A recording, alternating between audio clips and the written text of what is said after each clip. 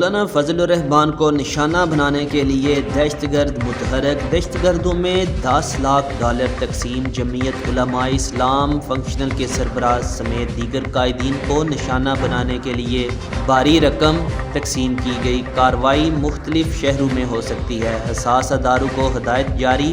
مارچ قائدین کو نشانہ بنانے کے لیے دہشت گردوں میں 10 لاکھ ڈالر تقسیم ہونے کی اطلاعات ہیں۔ اس بات کا انکشاف 2 دن قبل وزارت داخلہ کی جانب سے جاری مراسلے میں کیا گیا۔ وزارت داخلہ نے کہا کہ دہشت گرد تنظیمیں آزادی مارچ کو نشانہ بنا سکتی ہیں۔ دشمن ایجنسیوں نے مولانا فضل الرحمان اور دیگر قائدین کو نشانہ بنانے کے لیے دہشت گردوں میں $1 ملین تقسیم کیے ہیں۔ تفصیلات کے مطابق وزارت داخلہ کی جانب سے چاروں صوبوں کے چیف سیکرٹریز کو جاری کیے گئے مراسلے میں کہا گیا ہے کہ کالعدم تنظیموں کی جانب سے سیاسی جماعتوں پر حملے کا خدشہ ہے۔ مراسلے میں یہ بھی کہا گیا کہ دہشت گرد تنظیمیں عوامی اجتماعات پر حملہ کر سکتی ہیں۔ کالعدم TTP آزادی مارچ کو نشانہ بنا سکتی ہے اور مارچ میں شامل ہو کر تہذیب کاری کر سکتی ہے۔ وزارت داخلہ نے مزید کہا کہ دشمن ایجنسیوں نے $1 ملین دہشت گردوں میں تقسیم کیے ہیں۔